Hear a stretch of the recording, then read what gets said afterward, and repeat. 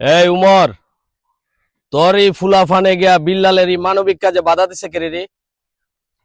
আরে বেটা বাটপারি স্যার, এ ফুলা মানবিক কাজ করতে গেছে। তোর আগের কন্টেন্ট আলোচনা পরে এখন যত মানবিক কাজ করার গেছে এই নাটকের মাঝে তোর ফুলাফানি কেন তারিখে বাধা দেখ রে? তোরে আমি যেটা কইতে শুন, ও তো বুঝদারি করে তোর দরকার নাই। ঢাকা গাজীপুরের ভিতরে কোন জায়গার মধ্যে তোর কন্টেন্ট হতো না। তুই এমন কি শেড হয়ে কিছু গিয়া? বিল্লাল যখন অন্যায় করে তখন আমরা প্রতিবাদ করি। বিল্লাল এখন মানবিক কাজ করতে গেছে না? মাসুম একটা বাচ্চা, অসুস্থ বাচ্চারে এখানে 10 লাখ টাকা উঠাই দিছে। আরে বেটা ফাইজলামি করে একটু তোর ফুলাফানের মাথা দিত করে ফেসবুকে মাপসা সারা দেশের মানুষ বিক্রি গেছি। তুই কি কন্টেন্ট তৈরি করস? তোর মতন তুই একটা বিয়াদবি হারাইছ তখন। বিয়াদবি স্যার, এখন যে জায়গার মাঝে মানবিক কাজ করতেছে না বিল্লালে, বিল্লাল আমরা চিনি না? বিল্লাল যখন অন্যায় করে তখন আমরা প্রতিবাদ করছি না? তোর সাথে আমরা আসলাম না? আমরা তো তোর সাথে প্রতিবাদ করছি। এখন যেহেতু নাটোর গেছে একটা মাসুম বাচ্চার 10 লাখ টাকা লাগে চিকিৎসার লাগিয়া, সে মানুষের কাছে ভিক্ষা করতেছে। ভিক্ষা চাইলে মানুষের কাছে অর্থ জোগাড় করিয়া এবার চিকিৎসা লেগে গেছে। এই কাজের মাঝে তোর পোলাবান এই তোর কি যাক বক্ত এরা গেছি। আরে তোর কথা মানে না, এরা গিয়ে এই বিল্লাল রেগে বাধা দিতেছে। তোরে আমি বলছি সারা বাংলাদেশের ভিতরে তোর কোনো জায়গার মধ্যে কন্টেন্ট চলতো না, তোর কন্টেন্ট বন্ধ থাকবো। তুই মানবিক কাজ তুই মানে এইরকম বিয়াদবি যদি করস তাহলে তোর তোর ইয়া থাকবো, তোর উপরে কিন্তু সমস্যা হয়ে দিলাম। আরে আমি তোর ভাই হয়েছি, ভাই তুই আমার কথা বল।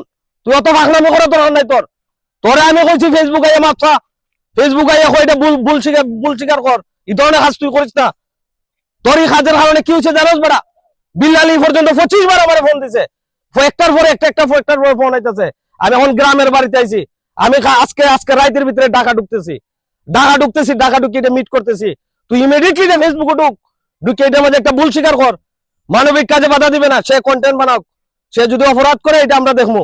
সে যখন ভুল করছে, হ্যাঁ সে যখন 100 টাকার বই 1000 টাকা বিকছে, আমরা প্রতিবাদ করছি না?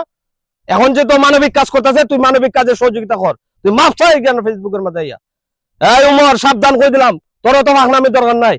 আর উমর আর সুমর, তোরে আমি যেটা কইছি তেমন তুই কথা বুঝছ না? আমি কিটা কইছি? ভাই গ্রামের বাড়িতে আইছি, গ্রামের বাড়ি থেকে যখন আমি ঢাকা ঢুকতেছি, আমি বিল্লাল নিয়ে আসতেছি। তুই আগে পাবলিক কিন্তু কেঁপে গেছি, পাবলিক আগে কন্ট্রোল করতে হবে। সুযোগ যে আমি তোর যেটা কইছি আমার কথা শুন।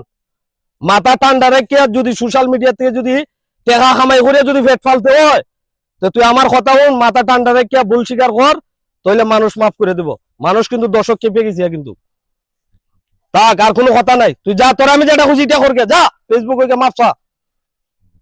মানবিক কাজে বাধা দিস না, যা ফাইজলামি করিস না, যা যেটা খুঁজি এটা কর। বাইরের কথা শুন, বাইরের কথা শুন, তোর আমি যেটা খুঁজি তোর লাভ হইব।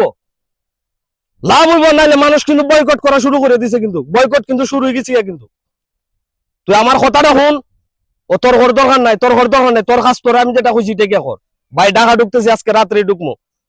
বিষয়টা কিন্তু অনেক বড় হয়ে গেছে কিন্তু। হ্যাঁ ঠিক আছে, ঠিক আছে, ওকে ওকে, তাহলে ঠিক আছে, ওকে।